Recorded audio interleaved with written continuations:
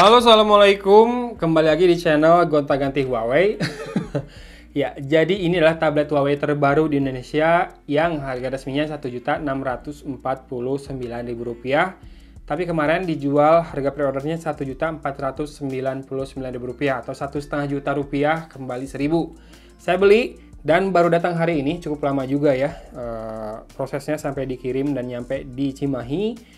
Dan ini kalau tablet tuh sekarang kayaknya demand-nya lagi tinggi gara-gara banyak anak yang sekolah di rumah dan banyak juga mungkin orang-orang atau teman-teman yang kerja di rumah juga ya gara-gara pandemi ini. Nah, apakah tablet ini bisa diandalkan buat kegiatan itu? Yang jelas dengan logo ini di bawah ini, Explore It on App Gallery, berarti kamu harus mengandalkan App Gallery buat install aplikasi. Dalam artian, betul, tablet ini tidak punya MSG alias micin. MSG, jokesnya diulang lagi sekarang.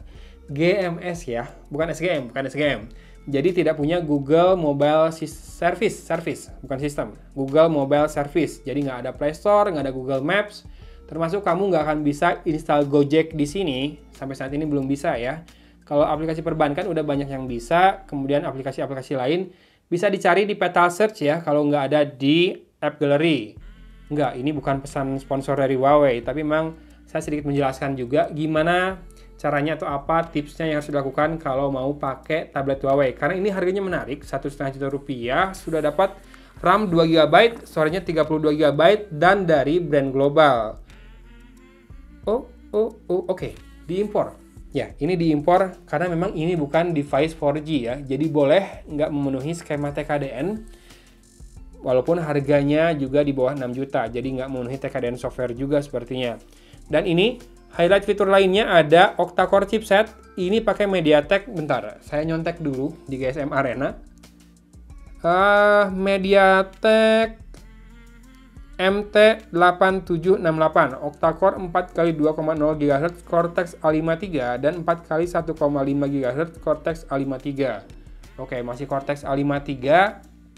Itu adalah Cortex yang mulai diperkenalkan di sekitar tahun 2015. Sekarang kan udah Cortex A7 sekian ya, seingat saya ya.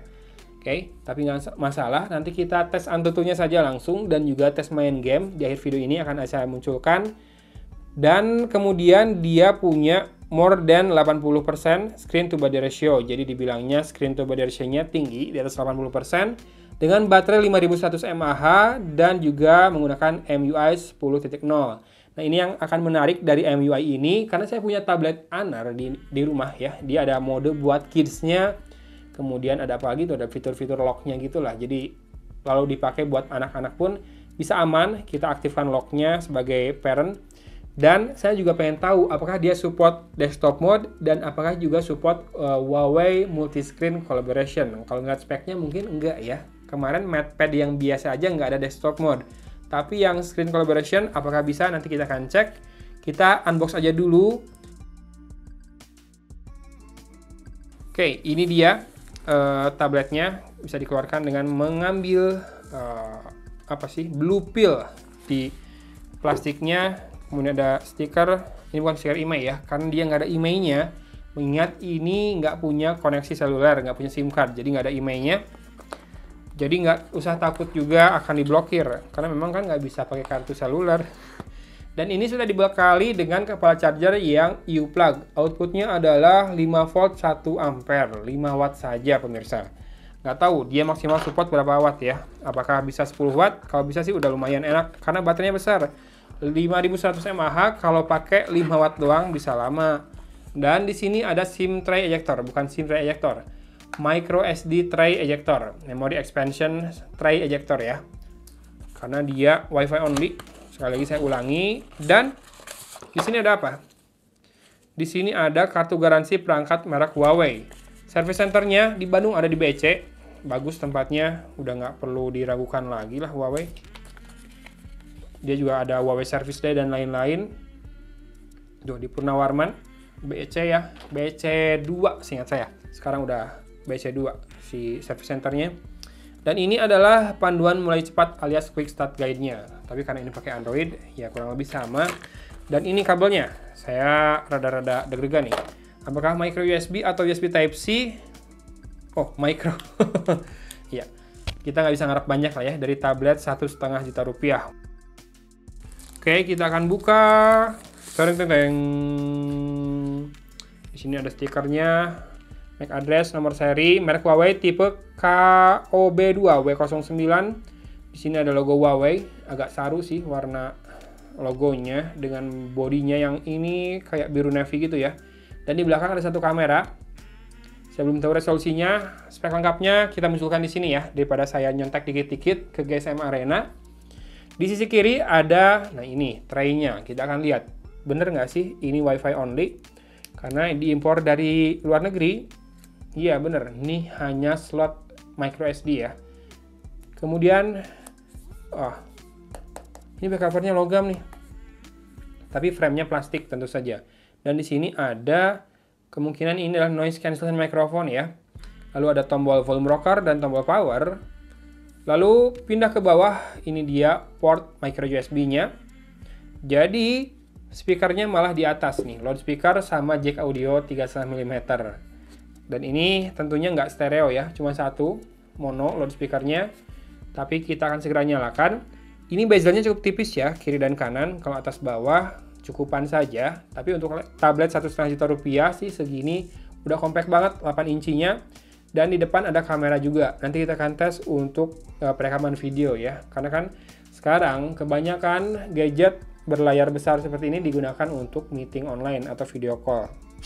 Oke, sudah masuk ke home screen, dan dari tadi saya ngerasanya waktu setup itu ngetik-ngetik, kemudian juga tap, responsif semua ya, kerasa gegas banget untuk ukuran tablet 1,5 juta rupiah. Yang tadinya saya berpikir bakal lemot nih, tapi ternyata enggak nih, smooth. Dan ini sudah pakai gesture navigation juga ya, bisa ya.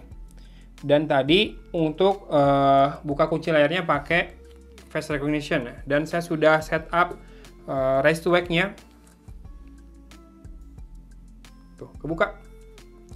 Walaupun ini memang di pencahayaan bagus ya. Kemudian kita akan lihat di sini di togglesnya ini, oke, screen recorder ada, dan dark mode juga ada. Jadi tidak ada desktop mode, dan juga tidak ada ini ya, tidak ada multi screen collaboration, tapi ada Huawei Share. Huawei Share ini berguna buat transfer files. Kemarin saya udah coba dari Nova 7 ke Huawei MateBook X Pro, itu benar-benar ringkas banget caranya. Layarnya kelihatan bright ya, ini resolusinya HD 1280x800, dan kita akan lihat untuk masalah softwarenya. MUI-nya versi 10.0.1 dan ada update 133 MB. Dia menambahkan Petal Search ya to the home screen widget for easier app searches. Petal Search ini berguna banget, jadi kamu nggak usah install lagi APK Pure, Aptoide, dan lain-lain. Dia akan carikan dari semua sumber, bahkan dari website resminya kayak APK-nya Facebook dan WhatsApp itu dari sana. Termasuk APK-nya buat ini, buat Antutu. Antutu ada di App Gallery, deng. Kalau di Play Store ya nggak ada ya Antutu ya. Nggak ada GMS bukan berarti nggak pakai Android ya. Beda itu, Android itu open source, GMS itu punyanya Google. Kita akan install nanti update-nya, dan dia pakai prosesor MTK MT8768, RAM 2GB, storage-nya dari 32GB, free 23,7GB, dan resolusi layarnya benar ya, 1280x800. Security patch levelnya di 1 Juni 2020. Dan kita akan masuk ke Kids Corner. Ini saya jadi ingat sama tablet anak saya, Honor T3. Oh, ini loudspeaker-nya seperti ini. Next. Ini ada eye protection, blue light filter, posture alerts, bumpy road alerts, dan e-book mode. E-book mode ini harusnya jadi ini ya, jadi hitam putih layarnya.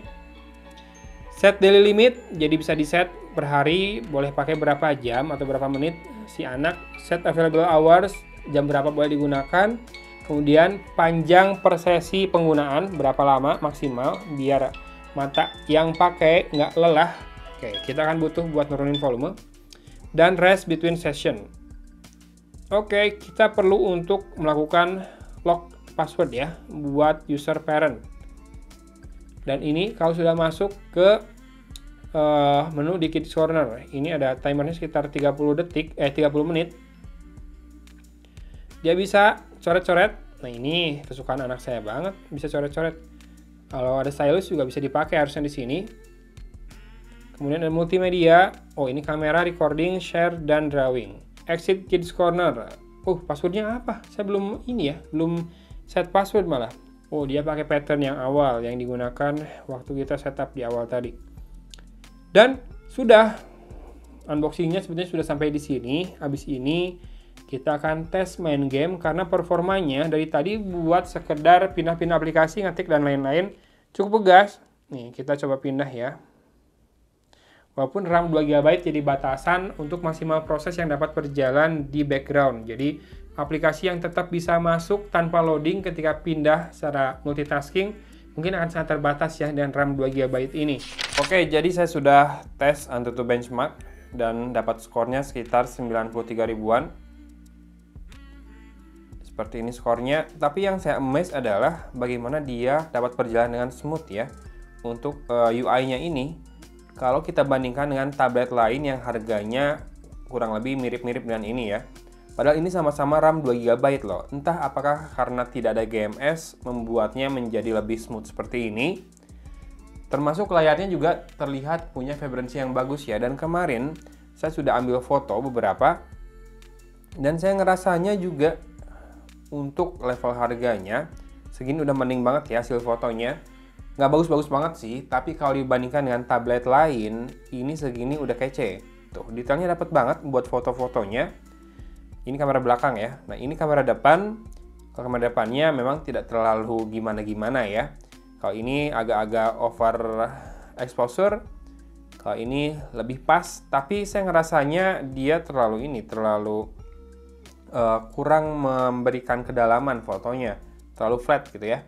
Tapi nggak masalah lah buat kamera depan doang, yang penting bisa buat video call atau meeting online ya. Ini indoor semua fotonya dan dalam kondisi pencahayaan yang lumayan bagus ya.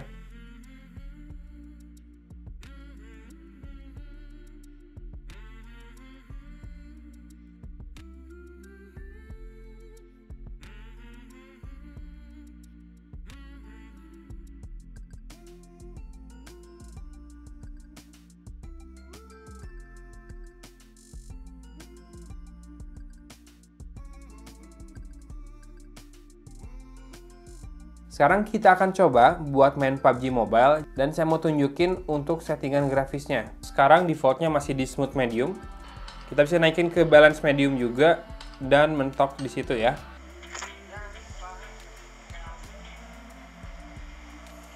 Multitouch-nya lumayan ya. Jadi sambil ngarahin player kita bisa, barusan saya nge-mute tim saya yang berisik nyetel musik. Tadi sih waktu masih di awal kelihatan patah-patah gerakannya ya. Di sini juga masih patah-patah kelihatan gerakannya. Oh, udah ada musuh. Parah.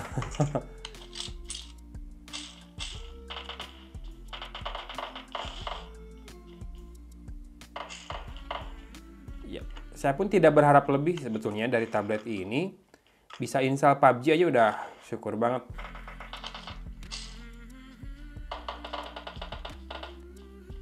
Segini agak kurang sih, jelas kurang buat kalau mau mainnya kompetitif ya.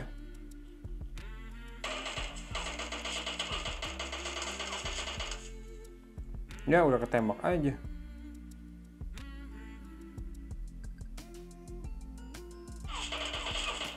Ya udah mati.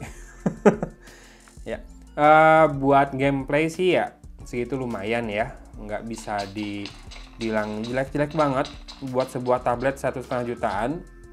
Tapi jelas patah-patah mainnya, butuh pembiasaan banyak banget kalau kamu mau bisa enjoy main PUBG di tablet ini ya. Tapi untuk ukuran ini udah pas buat main, tidak terlalu kebesaran. Ini 8 inci padahal ya, tapi saya bisa enjoy buat megangnya, termasuk karena finishingnya yang terasa lembut. Ini belakangnya metal ya, nih metal. Nih metal, tapi bagian pinggirannya plastik dan lembut. Itu membuatnya terasa apa ya, feel solid di tangan, enggak tajam dan nyaman dipegang. Kemudian build quality-nya ini nggak mencerminkan tablet 1,5 jutaan. saya pikir banyak brand lokal yang harus belajar dari Huawei soal build quality ini ya. Oke, dan kita akan segera tes kamera depannya buat perekaman video. Sekaligus penutup dari video kali ini, saya akan menggunakan hasil perekaman dari Huawei MatePad T8 ini ya. Oke. Ya, inilah perekaman dengan kamera depan dari Huawei MatePad T8. Saya lihat sih di layar, ketajamannya kurang banget ya. Jadi detailnya sama sekali nggak dapat. Silahkan dicek untuk audionya. Saya akan berusaha tidak menutupi mikrofonnya sama sekali. Dan ini di kondisi pencahayaan yang bagus ya. Di studio, barusan, oke. White balance-nya atau metering-nya. Metering-nya sih ini yang rada-rada berubah-berubah. Padahal geser gini doang. Apakah segini cukup buat dipakai meeting online, sekolah online, atau Zoom untuk kamera depannya? Silahkan dinilai aja ya. Overall, buat sebuah tablet 1,5 juta rupiah, yaitu saya belinya di pre-order, harga normalnya Rp1.649.000. Ini punya highlight positif di masalah build quality, kemudian juga UI-nya yang terasa smooth ya, padahal RAM-nya 2 GB dengan prosesor yang sebetulnya nggak tinggi-tinggi banget juga, hampir kalau dilihat dari skor AnTuTu-nya 93 ribuan saja, tapi UI-nya atau UX-nya smooth, kerasa. Kemudian kameranya, untuk kamera belakangnya ini lumayan banget ya buat sebuah tablet dengan harga segitu. Jadinya mungkin pertimbangan yang paling harus kamu pikir-pikir adalah soal perekaman kamera depan ini sama soal ketidakadaan GMS ya. Memang setelah kehadiran Petal Search, install aplikasi jauh lebih enak, lebih bisa diandalkan lagi. Tapi tetap sih ada beberapa aplikasi yang nggak akan bisa diinstal. Misalkan kalau kamu pakai Google Classroom, ini nggak akan bisa karena ini nggak bisa pakai akun Google. Dan juga kalau butuh buat install Gojek ya. Sampai saat ini setahu saya belum bisa juga ya. Oke. Gitu aja untuk video unboxing, hands-on, sedikit tes performa, dan juga tes kamera dari Huawei MatePad T8 ini. Silahkan bagi yang tertarik, link pembeliannya akan ada di deskripsi video ini. Dari Kota Cimahi, Agung pamit undur diri. Wassalamualaikum warahmatullahi wabarakatuh.